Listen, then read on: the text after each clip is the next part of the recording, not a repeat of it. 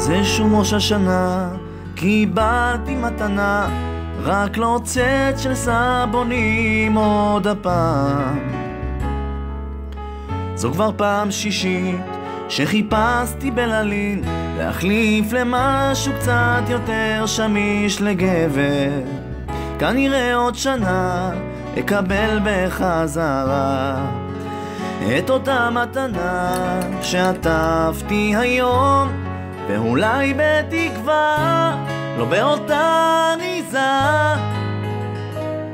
זה עובר אצלנו במשך דורות, מתנות טובות, מישהו שלח לי מתנות טובות.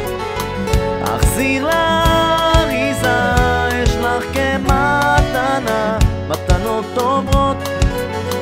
מישהו שלח לי מתנות טובות, זה בכלל לא יד שנייה, זה נשאר בעטיפה.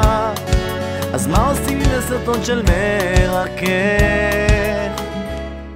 תנסה עכשיו. שמעון אוהב אותך, יא.